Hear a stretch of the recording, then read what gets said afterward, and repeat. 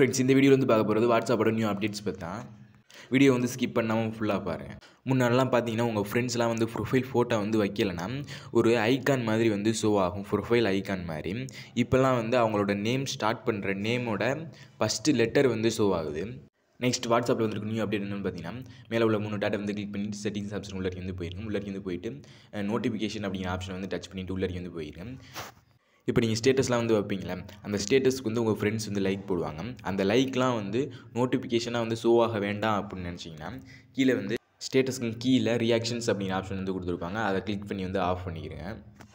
அதுக்கப்புறம் conversation don'ts அப்படின்னு பார்த்தீங்கன்னா மேலே வந்து டாப்பில் வந்து இருக்கும்.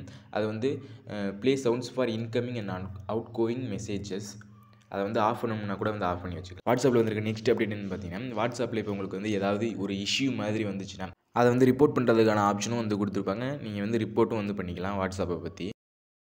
அதுக்கப்புறம் வாட்ஸ்அப்பில் வந்து முன்னால் வந்து 20 MB 50 MBக்கான ஃபைல் மட்டும் தான் வந்து சென்ட் பண்ணிக்கிற முடியும். இப்போலாம் வந்து 2 GB ஃபைல் வச்சும் வந்து சென்ட் பண்ணிக்கிற முடியும் உங்களால் வாட்ஸ்அப்பில்.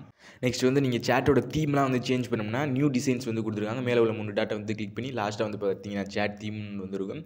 இங்கே வந்து ஸ்க்ரோல் பண்ணி பார்த்தீங்கன்னா நிறையா சேட் தீம் வந்து கொடுத்துருப்பாங்க. அதை வந்து கிளிக் பண்ணி நீங்கள் செட் பண்ணிக்கிற முடியும். டிசைனாக வந்து கொடுத்துருக்காங்க.